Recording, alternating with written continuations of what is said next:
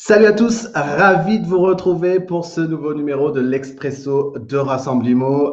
Toujours un grand plaisir de vous retrouver tous les mardis matins à 9 heures, un café à la main pour prendre notre dose de caféine, mais pas que, d'énergie, de bonnes pratiques, enfin bref, pour démarrer la journée de la meilleure des manières possibles. Aujourd'hui, j'accueille un invité et ça me fait très plaisir de l'accueillir pour échanger si régulièrement avec lui, ça et là. Olivier, est-ce que tu peux, pendant que vous me faites un petit coucou dans les commentaires pour me dire que vous êtes bien présent avec nous, euh, faites-moi un petit coucou et Olivier, est-ce que tu peux te présenter pour les conseillers qui vont nous écouter pendant cette interview? Écoute, avec plaisir. Salut Sébastien, merci beaucoup d'avoir créé cet événement-là et de m'avoir invité. J'en apprends en fait tous les jours quand j'écoute les personnes, les intervenants, parce que en fait, tu as comment dire des personnes qui viennent d'un large milieu, si je peux dire, ouais. Et ça, c'est vrai que c'est agréable.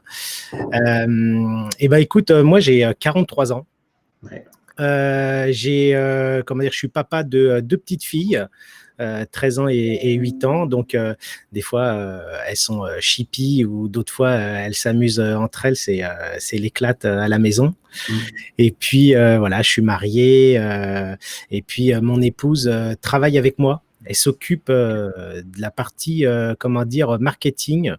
Tout ce qui est print, tout ce qui est visuel sur les réseaux sociaux, en fait, c'est elle qui chapeaute le pôle des graphistes en freelance. Voilà. Okay. Moi, je gère aujourd'hui le réseau Agentis. Je l'ai repris en 2019. On l'a fondé à 3 en 2006, fin 2006 d'ailleurs. Et je suis tombé un petit peu dans l'immobilier, comme on va dire Obélix dans la potion magique, depuis tout petit, puisque mes parents viennent de l'univers de l'immobilier. Et donc, depuis en fait tout petit, j'entendais à la maison la création d'une agence, les problématiques, puisque à un moment, il y a eu la guerre du Golfe, donc l'agence, elle a subi en fait la première crise économique et donc les premières difficultés où il a fallu surmonter tout ça. Et j'ai traversé comme ça toutes les différentes décennies en passant de la fiche vitrine papier au premier scan, au journal du PAP aussi papier, au format informatique, au Minitel, jusqu'à Windows 95 et je sais pas si je peux et du passage du fax au mail à WhatsApp. Voilà, je t'ai fait un résumé. Mais je pense que c'est ce qui va être intéressant aussi dans cet échange, c'est que qu'importe les époques et les outils qu'on a eu à notre disposition, est-ce que les choses ont si évolué que ça? Ça peut être une question qu'on pourrait se poser. Mais avant qu'on se la pose, aujourd'hui, Agentis, c'est quoi? Alors aujourd'hui, Agentis, c'est un réseau qui est dans l'Est parisien. On a des agences, on a deux agences sur les arrondissements de Paris. On a 12 agences, si je ne dis pas de bêtises, dans le 94, donc juste à quelques minutes de Paris à l'Est. Et puis, on en a une là dans le 92. Je développe essentiellement en escargot, c'est-à-dire que je ne vais pas aller m'éloigner de mon centre d'attache parce que, en fait, mon ADN principal est le partage du fichier commun. On partage tout et on a une charte réseau. Et puis après, chaque agence peut rajouter une charte avec leurs propres standards à l'intérieur. Okay. Et donc, on partage les biens en commun, les actions de tous les commerciaux, ce qui fait que si demain, moi, par exemple, je travaille à Saint-Mandé et que mes équipes du 11e ou du 12e arrondissement de Paris travaillent, je verrai toutes les actions, l'envoi d'emails, les propositions téléphoniques et ainsi de suite. Donc, en fait, on peut, nous, auprès des clients, justifier ça. C'est l'ADN principal. Le deuxième point, en fait, c'est que je me suis mis un fer de lance de posséder les outils, c'est-à-dire de garder ma data. Ouais. Donc, j'ai une double compétence, en fait, j'ai oublié de le dire peut-être dans ma présentation. J'ai un BTS dans l'immobilier, je l'ai commencé en 99. Et puis, d'ailleurs, le BTS, pour ceux qui le préparent, j'ai été tellement passionné par le métier, le terrain, trouver des mandats et ainsi de suite, que j'en ai oublié la théorie. Et donc, la première année où je l'ai passé, j'ai eu comment dire, ça n'a pas fonctionné parce que l'éco, le droit, tout ça, j'ai pas su travailler bien dessus. Et je me suis dit, tiens, c'est dommage. Donc, je l'ai retenté en candidat libre l'année d'après et en me focalisant dessus et j'ai eu le BTS. Quelque temps après, en fait, dans mon parcours, on est rentré à un moment dans l'agence indépendante, elle est rentrée dans une grande franchise. Et j'ai vu là qu'il y avait beaucoup de problématiques dans le cadre et la structure proposée aux conseillers immobiliers.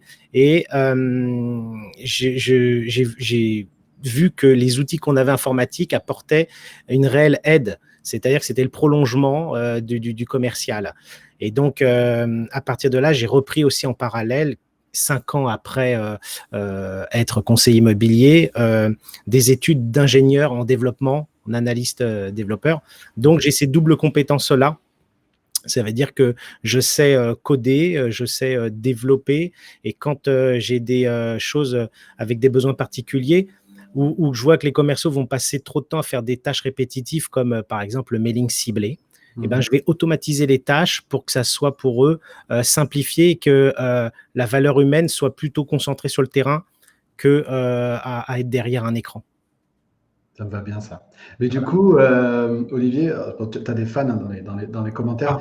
Pensez bien dans le descriptif de la vidéo à cliquer sur le lien. Je sais que ça ne marche pas pour tous, mais cliquez sur le lien pour nous autoriser à afficher votre nom, pour qu'on sache qui parle. Donc, de temps en temps, je jette un coup d'œil sur le téléphone pour savoir. Donc, a priori, c'est Cinderella qui est fan et qui nous fait un petit coucou. Ah oui, c'est lui. N'hésite pas à cliquer sur le lien pour qu'on puisse afficher votre nom. Sinon, c'est dommage, je peux pas. C'est pas très pratique d'afficher vos commentaires. Olivier, justement, je voudrais rebondir sur ce sujet de l'outil parce qu'on on a parlé très rapidement en préparant cette interview et je sais, pour te suivre maintenant depuis quelques années, que cette partie ingénierie de l'outil, de l'automatisation, de comment est-ce qu'on peut permettre à un conseiller immobilier de mieux performer, etc. Je sais que c'est quelque chose qui te tient à cœur.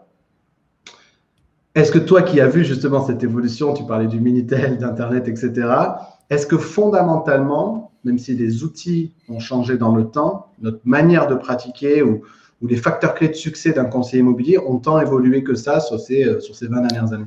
Ouais, c'est une bonne question parce que, alors en fait,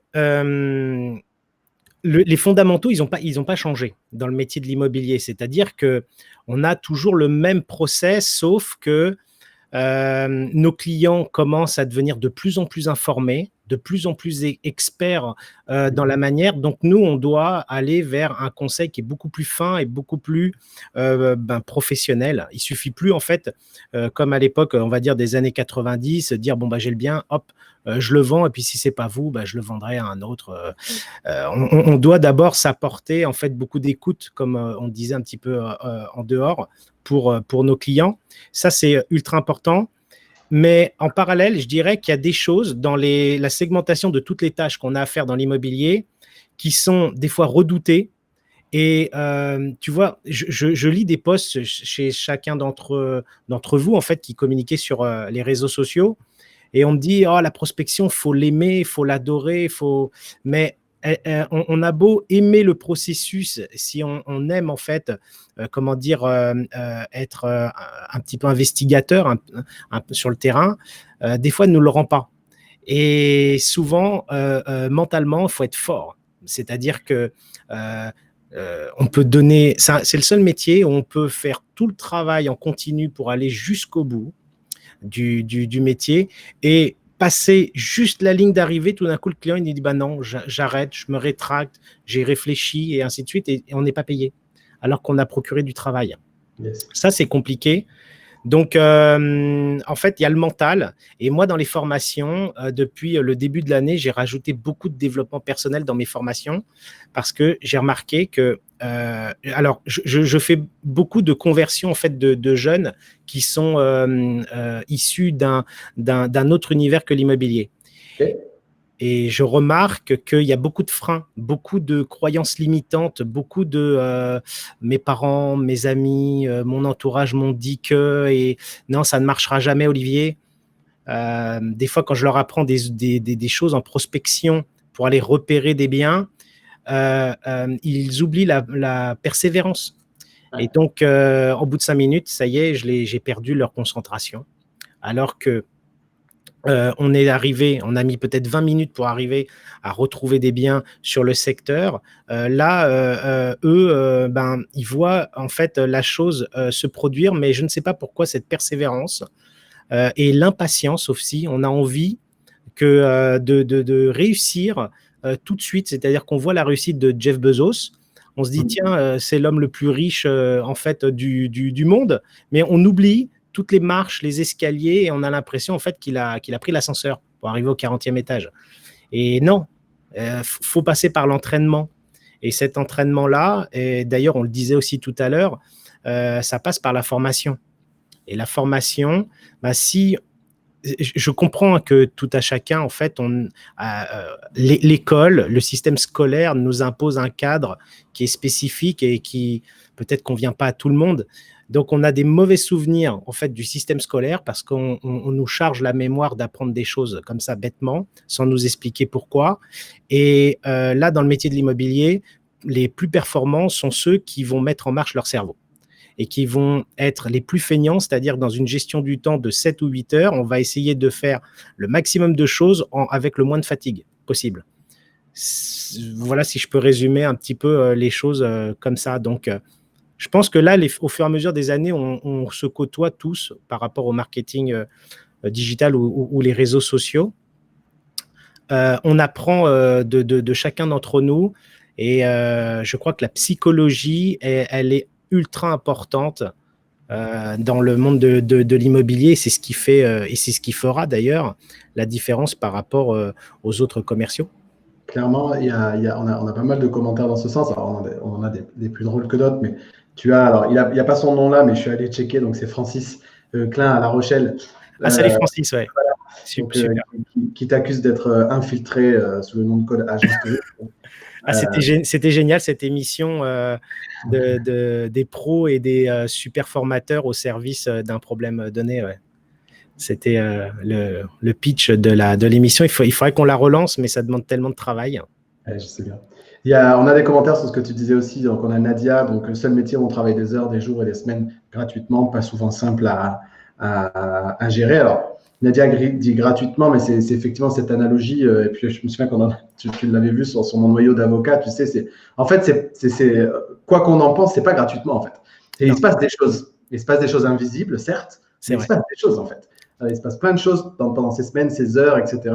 Soit parce qu'il se passe des choses qui vont entraîner une action positive, un résultat positif, soit il se passe des choses qui vont entraîner un effet négatif. Mais comme on apprend constamment, au pire des cas, tu as appris, tu as corrigé, tu fais les choses différemment. Tu as dit plein de choses intéressantes, c'est pour ça que je voudrais qu'on y revienne. C'est une prise de conscience que moi j'ai eue ces 3 dernières années dans l'accompagnement et la formation de conseiller immobilier. C'est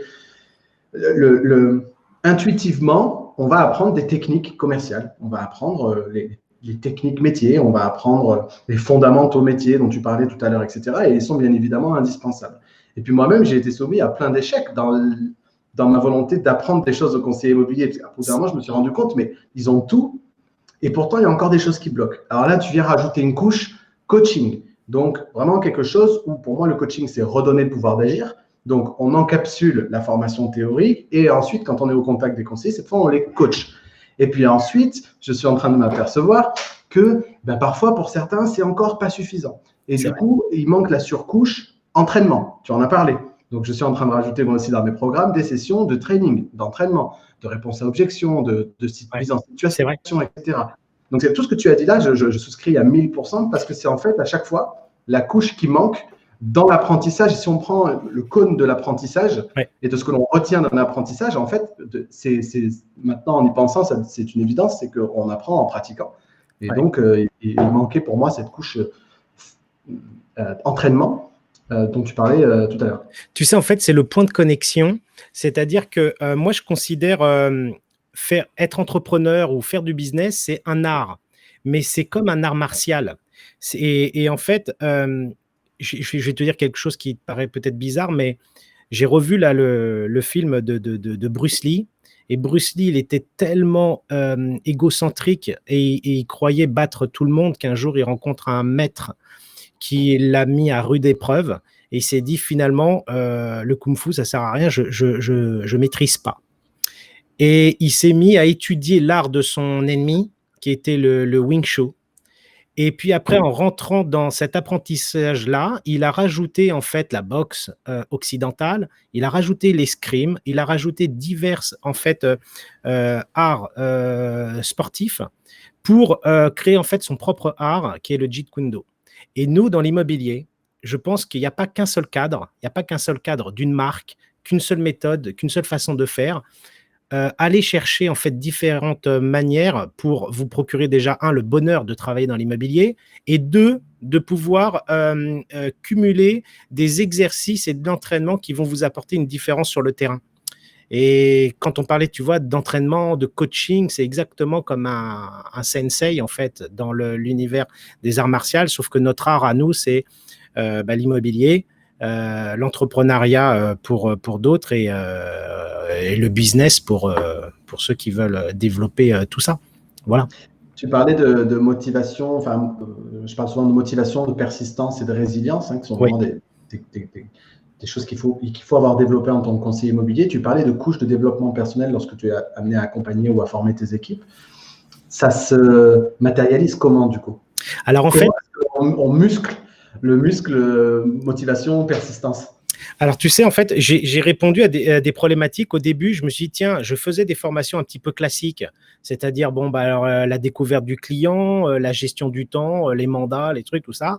Et puis, en finalité, les gens comprenaient, mais ça ne marchait pas, ça ne matchait pas sur le terrain. Et là, j'ai été, en fait, je me suis dit, mince, dans mes études d'informatique, il y a un truc que j'ai fait qui fonctionne super bien, c'est qu'on fait une étude prévisionnelle sur les coûts, sur pourquoi on va faire ça et le mesurer et ainsi de suite. Et donc, j'ai repris, en fait, on dit en anglais les KPI et donc, en fait, c'est Key Performance Indicator. Je les ai repris pour leur dire, voilà, je vais commencer à créer une étude de marché et je vais les sensibiliser comme s'ils étaient patrons d'agence ou patrons de réseau ou entrepreneurs de leur secteur. Vous êtes sur la commune de Lyon, de Marseille, de Paris, où vous travaillez dans le 12e arrondissement. Focussez-vous sur en fait votre marché, calculez le nombre de ventes, le taux de rotation, qui sont vos concurrents, est-ce qu'ils sont en agence, est-ce qu'ils sont en fait à domicile, et à partir de là, ça va vous fixer un petit peu déjà le jeu. Et donc, j'ai commencé à changer mes formations par rapport à leur apprendre à apprendre, c'est-à-dire leur dire, voilà, on va faire une étude de marché, on va faire un bilan de compétences sur ce que vous voulez dans les 1 à 2 ans.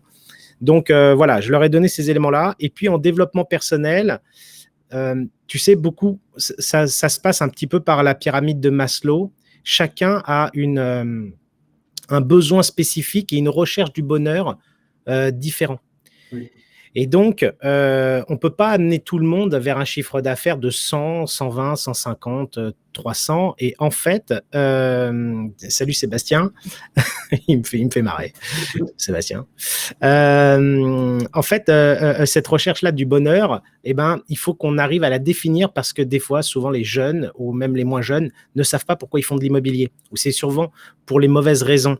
Et quand je vais chercher pour savoir si c'est pour des raisons juste financières ou avoir un intérêt par rapport au regard des autres, j'essaye de leur dire, non, c'est les mauvaises réponses. Déjà, pourquoi en fait vous vous levez le matin et ainsi de suite. Donc, je bosse là-dessus. Voilà. Et c'est comme ça que j'ai modifié mes formations comme ça.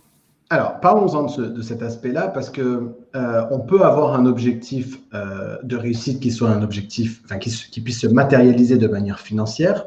On est bien d'accord tous les deux pour s'entendre pour dire que bien évidemment, tu peux avoir une ambition financière, mais qui est nécessairement au service d'autre chose de plus profond que ça. Oui, bien sûr. Chacun fait usage de cette réussite financière comme il l'entend. Mais du coup, quelles sont les réponses qui, toi, avec ton expérience, du coup, reviennent le plus souvent quand tu discutes justement sur ce pourquoi, ce why, qui anime certains conseillers immobiliers? Quelles sont les réponses qui viennent le plus souvent? Ça m'intéresse parce que, et puis je pourrais te dire ce que j'entends moi régulièrement aussi, mais c'est quoi en fait le feu sacré chez les conseillers immobiliers que tu fréquentes? Je crois que la télé, elle est pour beaucoup. dans le déclic qui dirait que tiens, je vais faire ce métier-là parce qu'ils voient les visites, ils voient la rencontre avec les gens et ainsi de suite. Souvent, ils se trompent sur le fait que des fois, ils ont travaillé dans un domaine commercial et ils se disent, moi, je suis capable en fait d'aller travailler dans l'immobilier. Ouais. Sauf que l'immobilier, on a une problématique, c'est que on croit que le produit, c'est le bien, alors que le produit, c'est nous. C'est-à-dire qu'on vend nos services, notre savoir-faire, conseils, et ainsi de suite. Et ça, eh ben, au départ, quand on dit moi j'aime rencontrer les gens, j'aime échanger avec eux et ainsi de suite, c'est un métier qui est tellement complet au niveau de la segmentation des tâches. Et il y a des milliers de choses d'ailleurs à apprendre. C'est pas compliqué en soi, mais je vois en formation, je leur dis tellement de choses que des fois le cerveau commence à fumer. Je suis obligé de découper en plusieurs semaines parce que sinon ils n'arrivent pas à digérer ou ils retiennent que très peu d'éléments et ça c'est dommage. Et donc en fait, ce qu'ils me disent souvent, c'est moi j'ai envie de rencontrer des gens, j'ai envie de faire la visite des biens. Moi c'est quelque chose qui m'intéresse au niveau du métier de l'immobilier, d'avoir cette diversité, d'avoir pour eux ils comprennent que chaque jour va être un changement pour eux. Mais après, quand ils sont dans le travail, ils sont concentrés que sur une seule tâche. Par exemple, que les acquéreurs, parce que les acquéreurs leur répondent bien, et ainsi de suite. Et donc, après, ils oublient. Toi aussi, j'aime bien la belle pierre. Ah oui, c'est vrai. La pierre, j'aime bien. Et c'est vrai que moi, je l'ai vu en recrutement des dizaines de fois. Donc, tu leur poses la question une fois, pourquoi vous voulez faire ça, et tu entends ce que tu viens de dire. Hein. Tu entends, moi, j'aime bien les gens, j'aime bien être libre, indépendant, j'aime bien la pierre, j'aime bien. Et en fait, je suis contraint de poser la question 5 fois pour arriver vraiment à gratter quelque chose qui soit vraiment de l'ordre du feu sacré, parce que ce métier est trop dur, entre guillemets, psychologiquement parfois, pour ne pas se rattacher à un feu sacré qui soit beaucoup plus puissant que ça. Ouais. Alors, quand tu creuses, qu'est-ce que tu trouves ? Déjà, quand tu dis que le métier il est dur, je pense que on est responsable de cette difficulté-là parce que quand on crée des estimations gratuites et ainsi de suite, on crée une faiblesse au niveau de notre métier, c'est-à-dire qu'on le dévalorise. Et ça, c'est pas bon. Faut communiquer, faut qu'on puisse un petit peu échanger. Alors, je sais que j'avais eu cette discussion avec Dominique Pireda, et lui, il me disait, oui, mais certains conseillers qui sont à domicile, ils n'ont pas d'autre choix de se faire connaître que par le côté gratuit ou offert. C'est plutôt offert parce que notre travail n'est pas gratuit. Et à partir de là, en fait, c'est quelque chose ça qui est vraiment important. C'est qu'il faut, à mon avis, je pense, redéfinir la segmentation des tâches et repenser les choses différemment et pas en tant qu'agent immobilier, parce que agent immobilier, en fait, quand on réfléchit, il se concentre sur les tâches mandat, estimation, visite, offre. Et puis après, c'est tout. C'est-à-dire qu'ils ne vont pas plus loin. Ils oublient toute la partie loi Allure, gestion du compromis, tout ça. Et j'ai oublié ta question. Ça m'étonne pas. Moi, je te laisse pas. Moi, je te laisse parler. Mais je vais te guider parce qu'il y a des commentaires qui sont intéressants sur lesquels je voudrais qu'on revienne. Alors, je vois pas les noms, c'est-à-dire c'est super. Moi, du coup, je fais l'effort de regarder sur l'effort, moi, je regarde en parallèle sur le téléphone pour avoir les prénoms. Donc, je vous rappelle de bien cliquer sur le lien qui est dans le descriptif. Donc, déjà, on a Aïs qui nous dit « Bonjour Sébastien, dommage, tous les mardis matins, je suis en réunion. C'est pas grave, le live reste dans le groupe Rassemblimo et il sort généralement avec une dizaine de jours de décalage sur la chaîne YouTube Sébastien Tedesco, à laquelle vous pouvez vous abonner. Donc, pas de souci de ce point de vue-là. On a également un commentaire très intéressant de Julien Cornette, que je connais bien. Notre métier est beau, mais on vend beaucoup de rêves et peu la réalité du terrain à ceux qui voudraient en faire leur métier. J'aimerais qu'on revienne là-dessus. C'est une dimension qui me paraît très importante. C'est toi, en tant que recruteur, forcément, dans tes agences, comment est-ce que tu fais de ton agence un vecteur d'attractivité sans être dans la surpromesse ? Écoute, en fait, on est obligé d'être réel. C'est-à-dire que pas de casser le métier, mais en fait d'expliquer la réalité des choses. C'est-à-dire qu'il y a des choses qui sont super belles, moi j'appelle ça des soleils, qui peuvent arriver dans le métier de l'immobilier. Et puis, comme tout travail, ça demande beaucoup d'exercice et d'entraînement. Et donc, je suis obligé qu'au départ, quand on ne connaît pas le métier de l'immobilier, de leur dire, pas avant 6 à 9 mois, vous toucherez vos premiers revenus. Le plus difficile, ça va être de vous créer un relationnel. Et en fait, moi, je parle beaucoup de fonds de commerce, c'est-à-dire que chaque commercial va se créer son propre relationnel, son fonds de commerce. Et j'explique qu'il y a des premières boucles, c'est-à-dire que la première année, on peut faire des objectifs courts en appelant la pige et ainsi de suite. Et puis, au fur et à mesure, on commence à vendre. Il faut qu'on fidélise nos clients pour que les 3 premières années, eh ben, ces personnes-là commencent à penser à nous par le suivi et qui nous renvoient leurs amis, leurs familles et ainsi de suite. Donc, moi, j'ai évalué ça pour devenir un expert dans l'immobilier, il faut 7 ans. La première boucle, c'est 3 ans. La deuxième, je rajouterai encore 3 ans. Et la dernière année, le Graal, celle-ci, c'est pour se faire plaisir et choisir éventuellement, si on le souhaite, se développer et évoluer au niveau de sa carrière par différents moyens. Et donc, si je démarre cette première boucle, qu'est-ce que je dois attendre de cette première boucle de 3 ans? Comment est-ce que je peux identifier si finalement je suis dans les clous, dans les rails de cette première boucle de 3 ans dont tu parles? Alors en fait, ça va être la compréhension du métier, c'est-à-dire tous les scripts, comment je dois me présenter aux clients, qu'est-ce que je leur dis, le suivi au quotidien, c'est-à-dire que, par exemple, nous, on est en fichier commun, donc il y a beaucoup de biens qui arrivent. Ils oublient des fois les commerciaux, et il faut que je crée des outils pour les alerter qu'il y a tel ou tel bien qui arrive, il faut relancer tout de suite le matin ses clients. Il y a toute une gestion du temps qui est assez, complexe parce qu'on est obligé de faire des tâches différentes. Moi, j'ai une méthode qui s'appelle la méthode agile qu'on utilise en informatique, que j'ai retransposée à l'immobilier, où j'ai un petit tableau et je leur dis chaque matin, dans toutes les actions, j'ai listé toutes les actions de l'immobilier, checker les différentes tâches, vous en checkez 5 ou 6 parce qu'on n'est pas tous logés à la même enseigne au niveau de la rapidité. Et à partir de là, vous voyez, on fait une petite réunion 5 minutes après le lendemain et on voit si vous avez pu faire ces tâches-là, non, pourquoi et est-ce que je les reporte au jour suivant. Donc, la première chose que je leur dis, c'est que la prospection et le fait de gagner des sous, tu sais, si demain je rentre dans l'agence ou dans le réseau et que par magie, j'ai une visite, un bien, que j'arrive à réunir tous les documents de la loi Allure et que je trouve par miracle en fait un rendez-vous chez le notaire pour faire le compromis, ou je le fais moi-même, mes sous, je les touche au bout de 3 mois. D'accord ? Ouais. Si je suis en droit de préemption, non simple. Ouais. Et ça, déjà, je leur fixe les règles. Donc, on arrive, à leur dire qu'il faut, dans leur métier, un petit peu de sous de côté pour pouvoir être libre. S'ils n'ont pas ça, faut pas qu'ils se lancent dans le métier de l'immobilier, il ne faut pas qu'on les mette en danger. Donc, on a, nous, cette responsabilité-là de faire attention, à ne pas mettre en danger les gens qu'on recrute. Donc, je leur explique bien ça. Je leur explique après que la deuxième étape va être la partie prospection. Si on n'a pas de relationnel dans le secteur où on est, déjà qu'on se concentre en fait sur un secteur donné, qu'on soit sectorisé ou non, mais qu'on ne s'éloigne pas dans une ville à 7 km, puis à 6 et ainsi de suite, ce qui fait qu'on fait tout et rien à la fois. Donc ça, c'est ultra important et qu'il va falloir au départ faire 80% de prospection et après 20% d'autres tâches. Et je réduis en fait dans les 8 métiers que j'ai définis dans le métier de conseiller immobilier, j'en ai défini 8 différents, je les concentre sur 4. Ok. Voilà. Donc c'est quoi?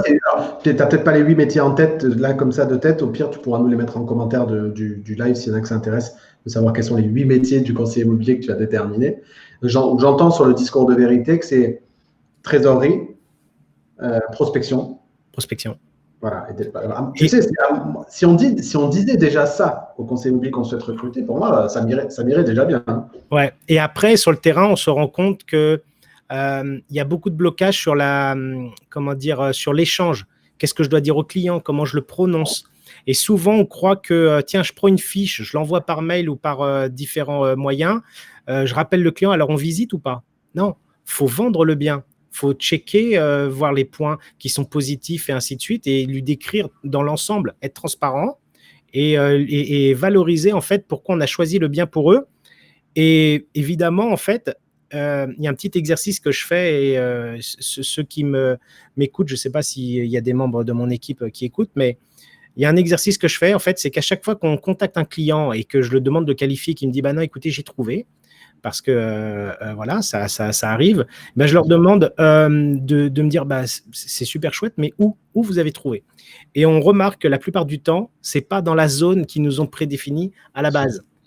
Et ils nous expliquent pourquoi. Bah oui, écoutez, j'ai pu, en prenant la ville juste à côté, avoir 10 ou 15 mètres supplémentaires, c'était moins cher, j'avais un jardin, alors que de l'autre côté, j'avais un appartement. Et tout ça, en fait, ça définit en fait le cadre du métier de l'immobilier. C'est pas un simple cahier des charges où il faut pas écouter uniquement ce que le client nous demande, parce que entre ce qu'il souhaite au départ, bah, il faudrait limite avoir un terrain et le construire, parce que on décide pas, mais le ramener vers la réalité du marché. Et ça s'apprend avec le temps. Donc les scripts pour échanger avec les clients, puis après la compréhension de savoir quoi proposer, c'est les secondes étapes. Mais c'est tellement beau, parce que c'est ça le sens de notre métier. Si c'était un cahier des charges à cocher, je veux dire, un outil peut le faire sans conseiller immobilier. Si notre métier devait se limiter effectivement à cocher des cases, un algorithme le fait mieux que nous demain. Et c'est la mort du métier. Donc, Dieu merci, cette dimension psychologique qui fait que les gens changent d'avis, que les gens évoluent, qu'ils avaient peut-être imaginé un bien idéal qui en réalité ne correspondait pas à ce dont ils avaient réellement besoin une fois qu'ils avaient maturé leur projet, font qu'on a encore tout notre sens. Et je veux en venir à probablement un des derniers sujets qu'on va aborder, parce que le temps passe vite, mais parce que je sais que tu es un fin connaisseur là-dedans, et je sais que tu imagines dans ta tête peut-être un outil qui pourrait permettre d'augmenter le conseiller immobilier, c'est vraiment de le rendre plus performant. Ouais, augmenter, c'est la bonne définition, parce que je vois partout remplacer. L'outil informatique ne remplacera pas l'humain, mais l'augmenter, et je prends toujours cette image-là en fait de Tony Stark, qui est un ingénieur exceptionnel et qui est augmenté grâce à Jarvis, son IA ou son armure. Et ben nous, dans le métier de l'immobilier, le prolongement, en fait, ça va être des outils où il va nous aider à pouvoir relancer en nous prévenant qu'il y a tel ou tel client qu'on n'a pas eu depuis un certain temps. Et à partir de là, en fait, augmenter, tu sais, le nombre de clients qu'on peut gérer au quotidien ou à l'année. Et donc, en fait, ta question, c'est moi, comment je vois dans le futur les choses. Comment tu vois cet outil? Si outil il existe demain, il y en aura sûrement un, et tu parles d'intelligence artificielle. Ouais, je voulais parler d'un truc. Je voulais parler d'un truc. Attends, je vais noter ce que tu m'as dit ou tu me la rappelles, la question. T'inquiète, je voulais parler de quelque chose. C'est que dans les outils informatiques aujourd'hui, ils sont créés par des personnes qui n'ont pas pratiqué le terrain d'une manière vraiment soit performante ou assidue.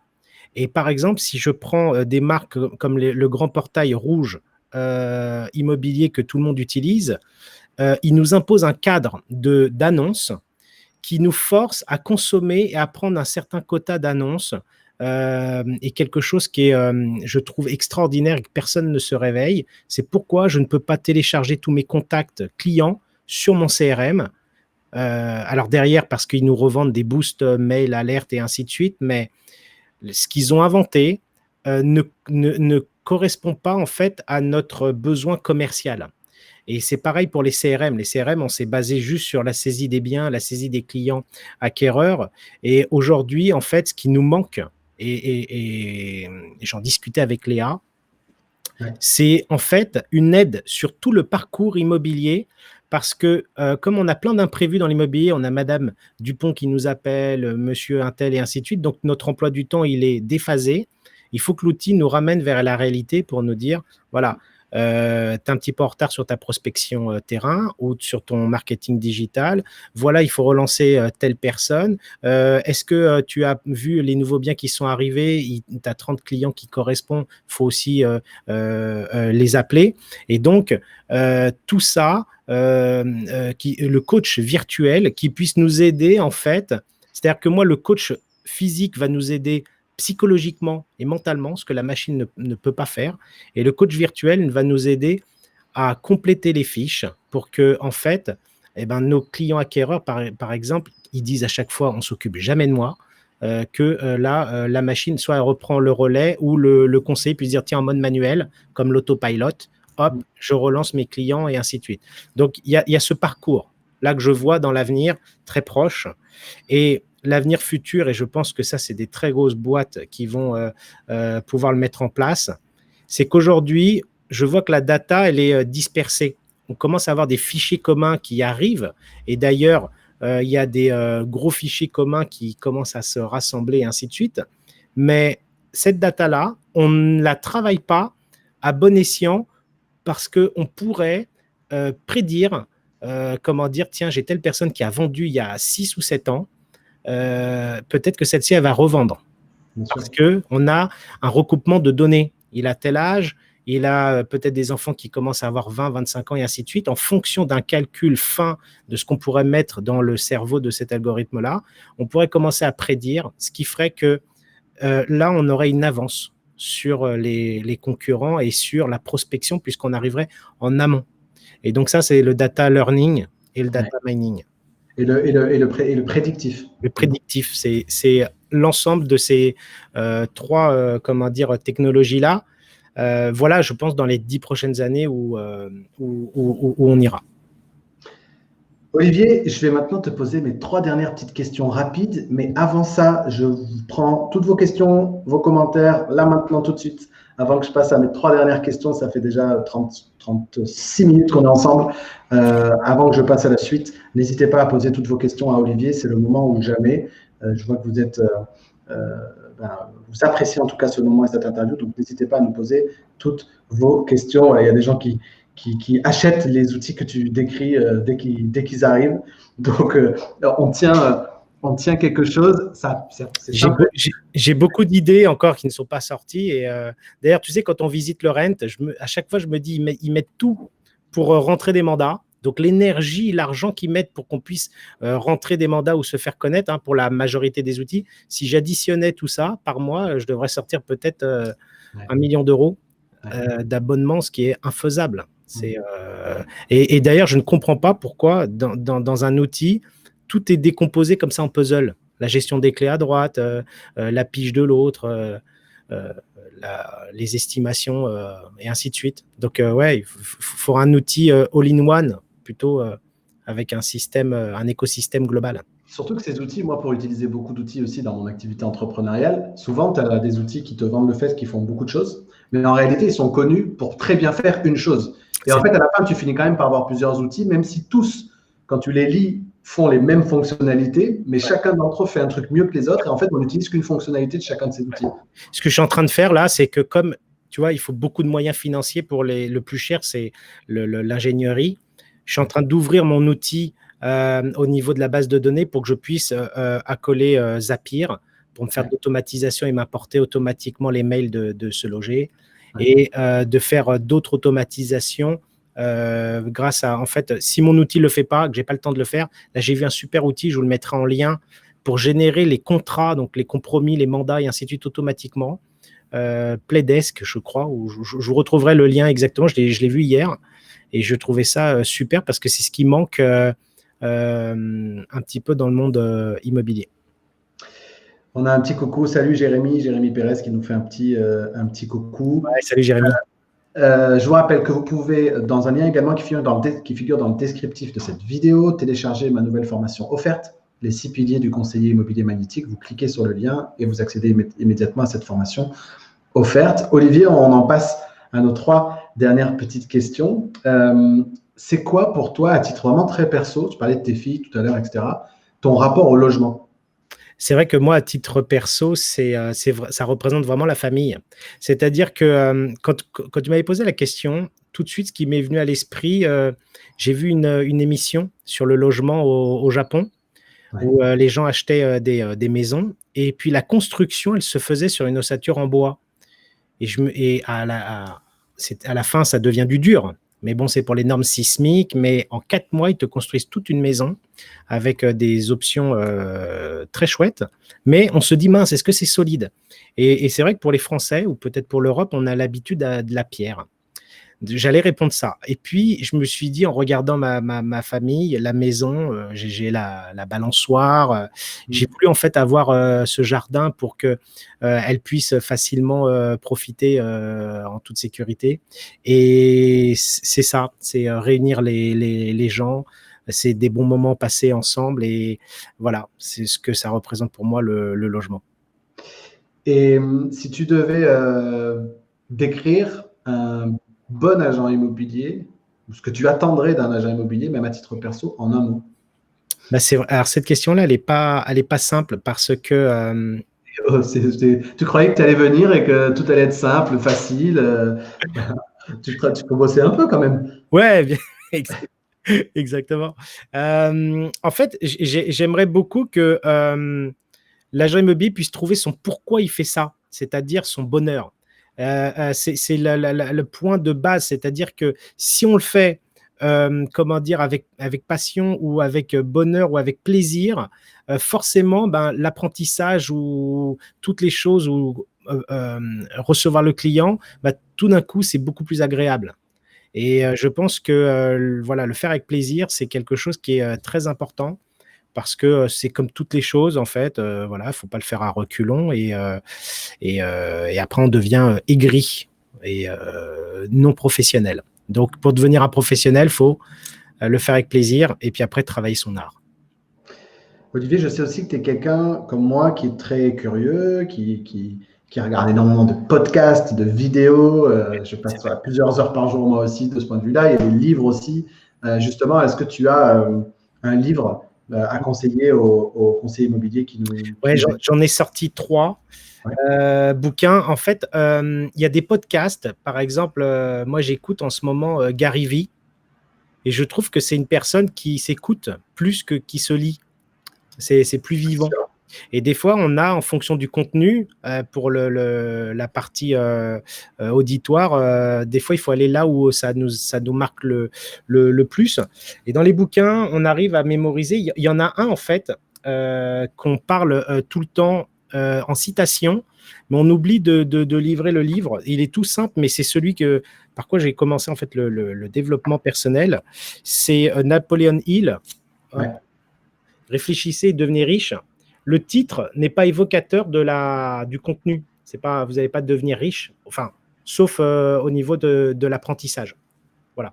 Je l'ai reçu cette semaine dans sa version donc, anglaise. Donc en anglais, c'est Think and Grow Rich.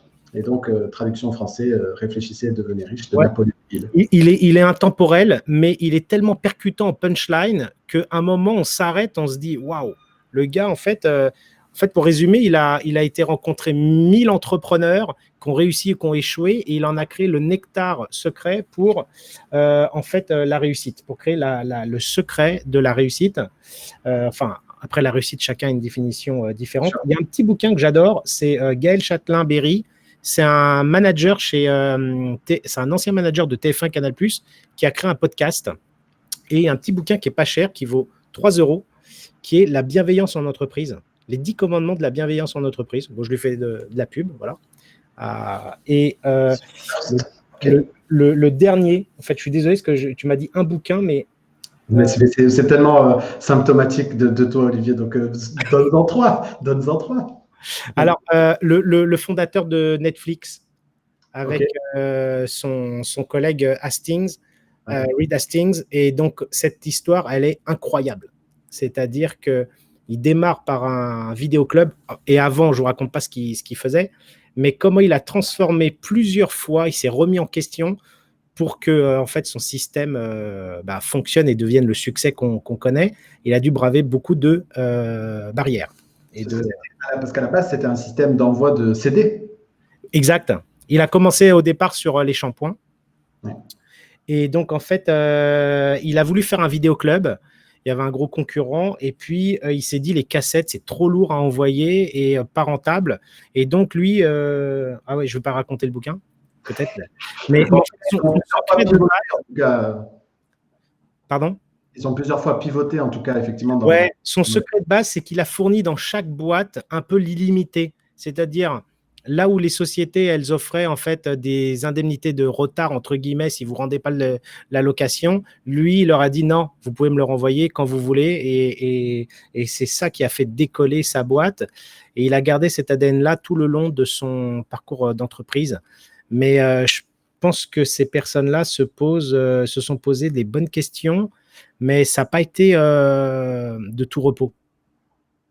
Sur le sujet des podcasts et des vidéos, parce que j'allais le faire et je vois que Nadia nous pose la question. Donc, Olivier parlait donc il a dit Gary V, puisqu'il est connu dans la version de son nom raccourci, c'est-à-dire V-E-E, pour ceux qui veulent taper Gary V. C'est un alias, en fait, c'est…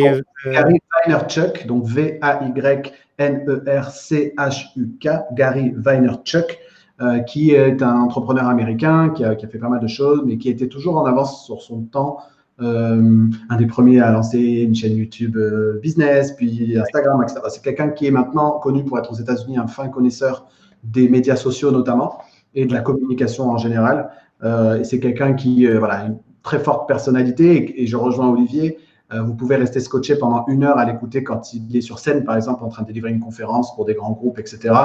Pour son podcast aussi.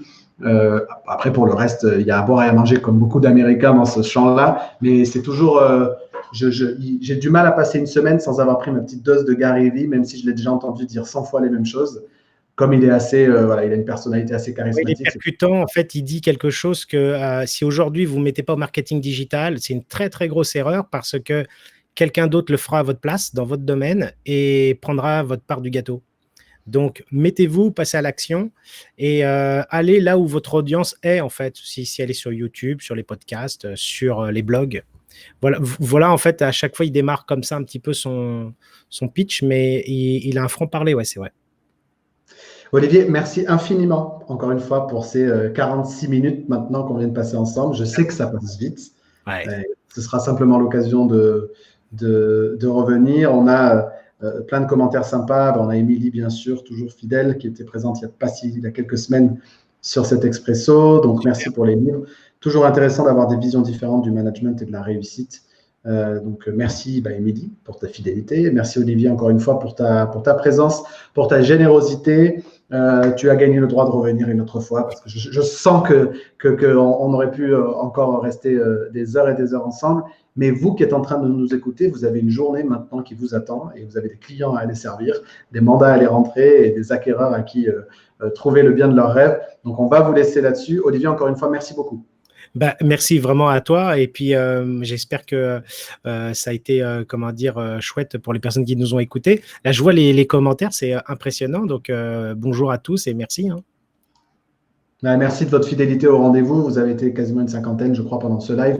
Bien évidemment, si vous ne l'êtes pas encore, abonnez-vous à la chaîne YouTube Sébastien Tedesco, puisqu'il y a déjà plus de 40 ou 50 interviews disponibles sur la chaîne. Si vous êtes en train de regarder la rediffusion de cette interview sur YouTube, venez nous retrouver dans le groupe Facebook Rassemblimo pour pouvoir les vivre en live, interagir avec nos invités, poser vos questions et puis passer ce bon moment du mardi matin ensemble. La semaine prochaine, je recevrai, donc mardi 22 septembre, je recevrai Sébastien Bigot, qui est le directeur du réseau Résoximo, avec lequel on parlera un petit peu, on fera une petite rétrospective de 2020 jusqu'à présent et de qu'est-ce qu'il a pu noter comme étant les facteurs clés de réussite des mandataires de son réseau. Un petit coucou à Jérémy aussi qui nous met un commentaire sympa. Je vous laisse là-dessus. Merci encore une fois, Olivier, infiniment pour ton temps.